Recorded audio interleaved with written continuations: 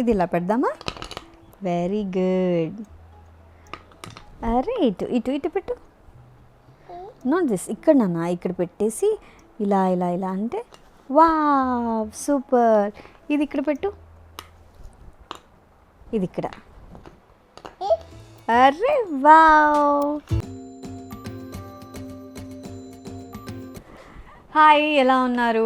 రీసెంట్గా వ్లాగ్స్ చేసి 2 వీక్స్ అయిపోతుంది. అండ్ మున్నుకి ఏమైంది అని అడుగుతున్నారు. అస్సలు హెల్త్ బాగాలేదు. మాకైతే చాలా హార్డ్ టైం అనే చెప్పాలి. పాస్ట్ 2 వీక్స్ నుంచి మున్నుకి ఏమైంది, ఎలా బయటపడుతున్నాం, ఆ జర్నీ అంతా కూడా ఇప్పుడు మీతో షేర్ చేసుకుంటాను. అంటే సింపతి కోసమో వ్యూస్ కోసమో అలా అని మీరు అనుకోకండి. Just for 2 reasons. దీని గురించి చాలామందికి తెలియాలి.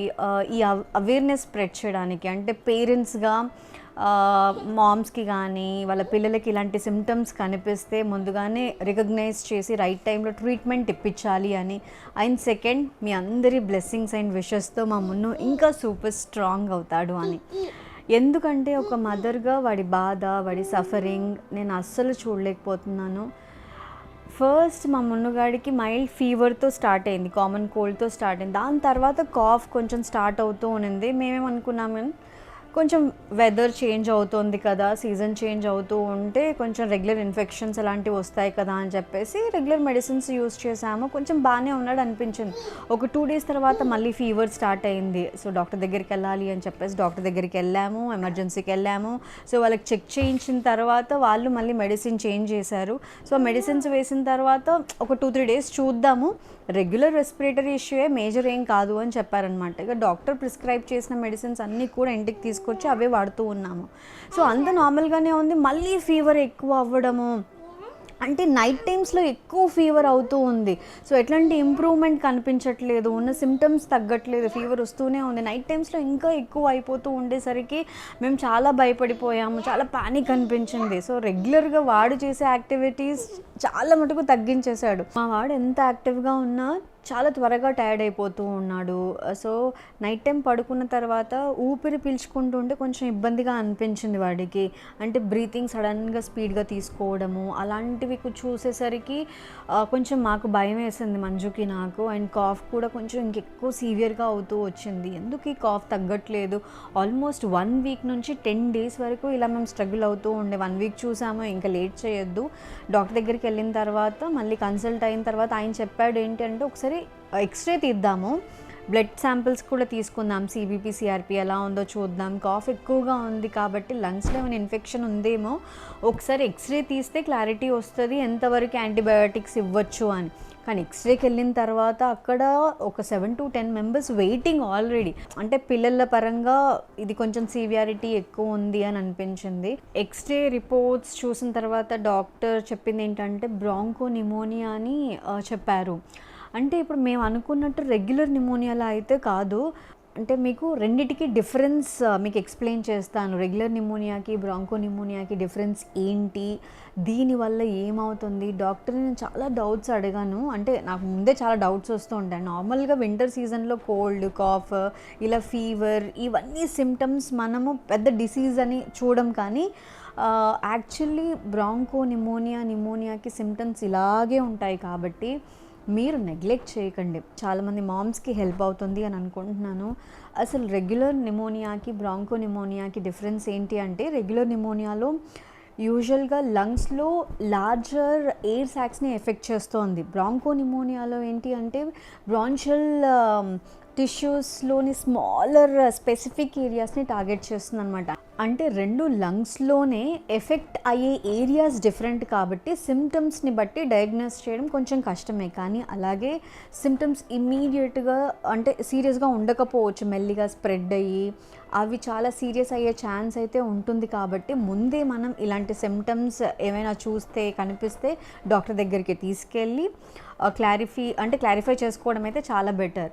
సో చూస్తున్నారు కదా, ఇది మున్ను ఎక్స్రే. ఇందులో మనకి ఏమర్థం అవుతుంది అని అంటే, చూడగానే ఫస్ట్ ఏంటి ఫాగ్ లాగా ఉంది, లోపల బ్లాక్ ఉండాలి కదా, మొత్తం మొత్తం వైట్గా అని అనిపించేసరికి నేను చాలా భయపడిపోయా.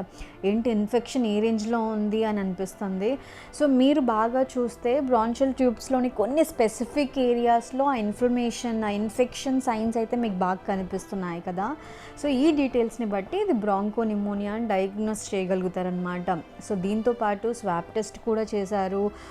గొంతులో కాటన్ పెట్టేసి అదేంట ఇక్కడ వరకు పెట్టేసి సో ఆ ఫ్లెమ్ని కూడా టెస్ట్ చేస్తారు, వైరల్ బ్యాక్టీరియా. సో దీనికి చాలా టైం పడుతుంది. ఎందుకు అంటే సో ఈరోజు శాంపుల్ తీసుకున్నారు అంటే 1.5 డే పట్టింది. ఆల్మోస్ట్ 48 అవర్స్ తర్వాత రిపోర్ట్ వచ్చిందనమాట. సో దాన్ని బట్టి కూడా సో ఫస్ట్ అయితే ఇమ్మీడియట్గా ట్రీట్మెంట్ స్టార్ట్ చేస్తారు, యాంటీబయోటిక్స్ ఇవ్వడం స్టార్ట్ చేశారు.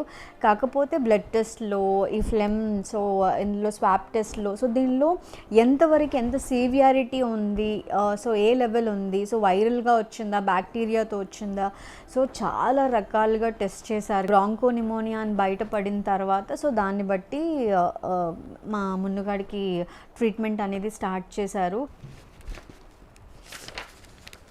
సో డిశ్చార్జ్ టైంలో సమ్మరీ అంతా కూడా క్లియర్గా రాశారు, అసలు ఏం జరిగింది ఏంటి అని.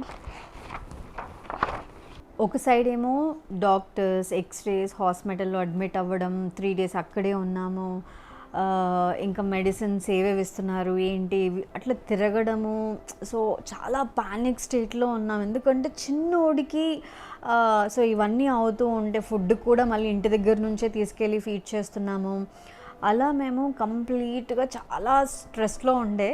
సో మున్ను పెయిన్లో ఉన్నాడు, వాడైతే చెప్పలేడు కదా వాడికి ఎంత పెయిన్ ఉంది, కానీ వాడికి త్వరగా తగ్గాలి అని చెప్పేసి సో యాజ్ ఎ పేరెంట్స్గా నేను మంజు ఎలా డీల్ చేసామనేది మాకు తెలియట్లేదు. కానీ సో హాస్పిటల్స్కి వెళ్తూ ఇలా టెస్ట్లని అదని ఇదని సో ఫస్ట్ అయితే ప్రాబ్లం ఏంటి అనేది మనకు అర్థం కాదు. సో అట్లా అర్థం కాకుండా డాక్టర్స్ ఏం చెప్తున్నారు మనకేం అర్థం అవుతుంది, ఆ పానిక్ స్టేట్లో అసలు ఏమీ అర్థం కాదు. కానీ ఏం అర్థం కాకపోయినా సో ఫైనల్గా పేరెంట్స్గా మేము ఎలా డీల్ చేసాము అనేది మాకే తెలుసు. మావాడు త్వరగా దీని నుంచి బయటపడితే అంతే చాలు.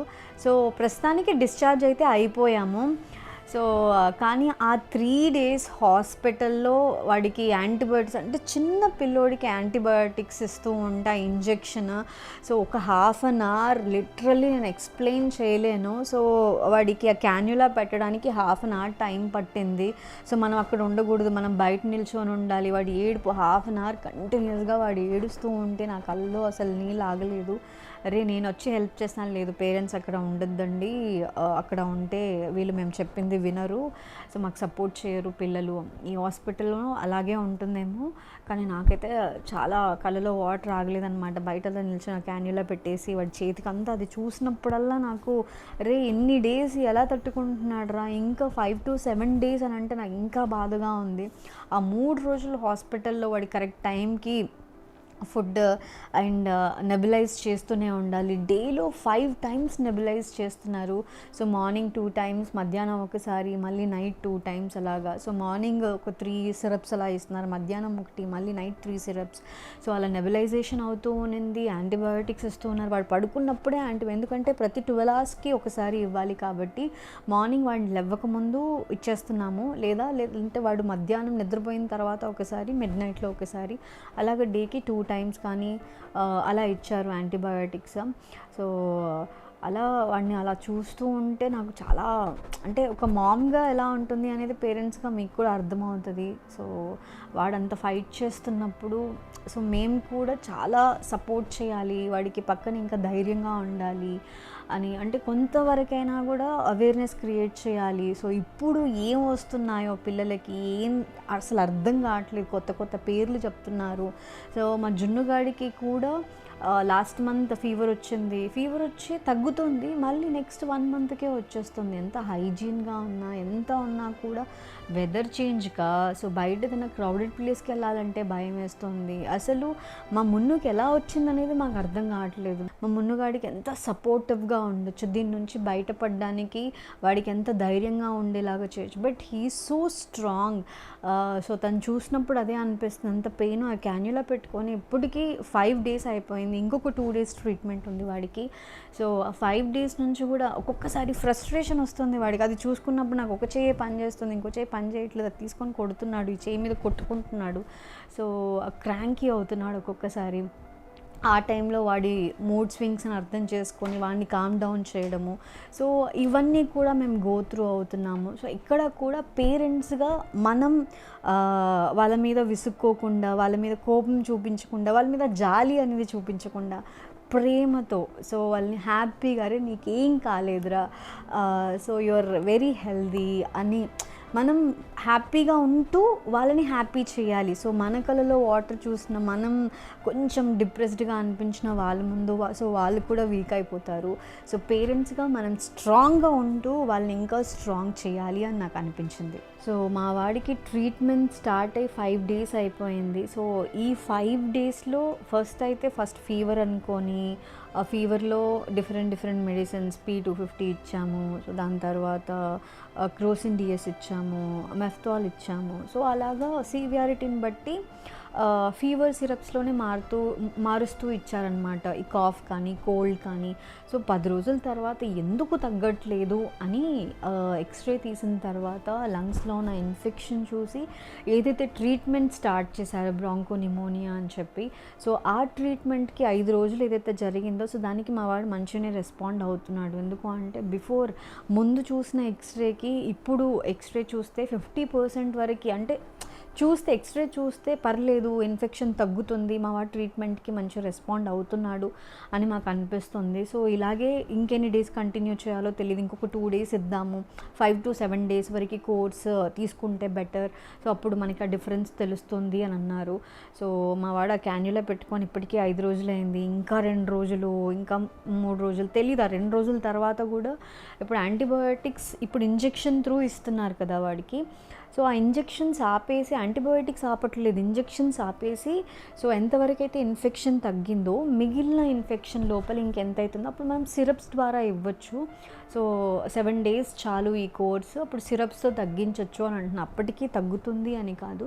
సో అందుకే ఇప్పుడు వచ్చే నిమోనియాలు అంటే ఏవేవి రకరకాలు వస్తున్నాయి, ఇందులో ఇన్ని రకాలు ఉంటాయి అని యాజ్ అ మామ్గా నేను తెలుసుకున్న తర్వాత నాకే అరే పైపై చిన్నపిల్లోడికి రావాలా ఇది అని అనుకున్నాను. కానీ హాస్పిటల్లో చాలామంది పిల్లలకి వస్తుంది. లిటరల్లీ మేము వీడిని అడ్మిట్ చేసిన మా హాస్పిటల్లోనే పక్కన రూమ్స్లో మోస్ట్ ఆఫ్ ది కేసెస్ అలాగే అని అనిపించింది. ఇంతమంది పిల్లలకి ఇప్పుడే ఎందుకు వస్తుంది, సరే ఇప్పుడు చలికాలం వచ్చింది అని అనుకున్నాం. సో చలికాలం నాకు ఎక్కడ బయట చలి కనిపించట్లేదే, సో ఇంకా చలికాలం స్టార్ట్ అవ్వలేదు. సో సీజనల్ చేంజ్ అందాం అనుకున్నా, వింటర్ లాగా లేనే లేదు, ఎండలు బాగానే ఉన్నాయి, చలి అనేది ఇంకా స్టార్టే అవ్వలేదు. సో ఎందుకు ఈ వైరస్లు ఏంటి, కొత్త ఆఫ్టర్ కరోనా సో తెలియని జబ్బులన్నీ వస్తున్నట్టు నాకు అనిపిస్తుంది. సో అందుకే మనం ఎంత హెల్దీగా ఉండాలి. సో ఫస్ట్ నాకు అనిపించింది, అంటే దీనివల్ల నేను నేర్చుకుంది ఏంటి అని అంటే, ఫస్ట్ మన ఇమ్యూన్ పవర్ని పెంచుకోవాలి. పిల్లల విషయంలో వాళ్ళకి ఇమ్యూనిటీ పెరిగేలాగా ఫుడ్ మనం, అరే తింటున్నాడు కదా, అన్నం తింటున్నాడు కదా, సో ఒక్కరోజు మనం అంటే పట్టించుకోకపోయినా అమ్మో కష్టం అని అనిపించింది. సో మా జున్నుగాడి విషయంలో వాడు ఇది తింటాడులే, అది తింటాడులే, తినకపోయినా కొత్త ఫుడ్ అలవాటు చేయడం ట్రై చేస్తున్నాను. బట్ చిన్నపిల్లలు ఏంటి అని అంటే మనం పట్టించుకోవాలి. సో ఎగ్స్ కానీ, పిల్లలకి ఎగ్స్ని మీరు ఇంకా ఇంట్రడ్యూస్ చేయలేదు అంటే 2 years లోపల పిల్లలకి ఎగ్స్, స్వీట్ పొటాటో, సో మంచి ఫైబర్, నట్స్ని ఇంట్రడ్యూస్ చేయండి. మా వాడికి డ్రై ఫ్రూట్స్ లడ్డు మేము ఇంకా ఇంట్రడ్యూస్ చేయలేదు. సో డ్రై ఫ్రూట్స్ లడ్డు కానీ, మఖనా, ఇంకా మంచి ప్రోటీన్ ఫిష్ అలవాటు చేయండి. చికెన్ అయితే నేను ఇంతవరకు చికెన్ అలవాటే చేయలేదు. సో డాక్టర్ అదే అని అన్నారు, ఇంకా మీరు అలవాటు చేయలేదా, సో ఎందుకు, పర్లేదు, సో ఎలా తింటున్నాడో సో చ్యూ చేసే విధంగా అలా కుక్ చేసి ఇవ్వండి అని చెప్పారు. సో అట్లా పిల్లల పట్ల ఫుడ్ విషయంలో మనం అన్ని రోగాలు ఏది వచ్చినా కూడా ఫస్ట్ మన ఇమ్యూన్ పవర్, అంటే ఆ డిసీజ్తో మనం ఫైట్ చేసే అంత కెపాసిటీ మనకు ఉండాలి అని అంటే మనలో రోగ నిరోధక శక్తి పెరగాలి. సో పిల్లల్లో అది కొంచెం తక్కువ ఉంటుంది కాబట్టి కొంచెం మనం పిల్లల్లో ఇది పెంచేలాగా చేయాలి. ఇంకా సీవియర్ అవ్వకుండా ఆపగలుగుతాం. So maintain good hygiene. So crowded ప్లేసెస్కి వెళ్ళకండి, ఎప్పుడు హైడ్రేటెడ్గా ఉండేలాగా చూసుకోండి, పిల్లలు బాగా తినేలాగా చూసుకోండి, అండ్ రెగ్యులర్ చెకప్స్ చాలా ఇంపార్టెంట్. ఈ జర్నీ మాత్రం మాకు చాలా నేర్పించింది. పేరెంట్స్గా ఇంకా స్ట్రాంగ్ అవుతున్నాం. సో చాలా విషయాలు తెలుసుకున్నాం, నేర్చుకున్నాం, and finally most happiest thing ఏంటి అని అంటే మా మున్ను రికవర్ అవుతున్నాడు. చిన్న సిమ్టమ్సే కదా అని నెగ్లెక్ట్ చేయకండి, జాగ్రత్త పడడంలో ఎటువంటి తప్పు లేదు. సో అందులో చిన్న పిల్లలు కదా, వాళ్ళు చెప్పలేరు, మా మున్నుగాడు మాట్లాడలేడు కాబట్టి వాడు ఎంత పెయిన్లో ఉన్నాడు అనేది మనకు తెలియదు. మనమే కాస్త జాగ్రత్తగా ఉండాలి. మున్ను కంప్లీట్గా రికవర్ అయిన తర్వాత వాడి హెల్త్ అప్డేట్ గురించి ఒక వీడియో అయితే పోస్ట్ చేస్తాను. సో ఈ వీడియో చాలామంది మామ్స్కి, పేరెంట్స్కి హెల్ప్ అవుతుంది. సో నేను ఎక్స్పీరియన్స్ చేసింది మీకు హెల్ప్ అవుతుంది అని చెప్పి వీడియో చేయడం జరిగింది. And thank you so much for watching. Prevention is better than cure.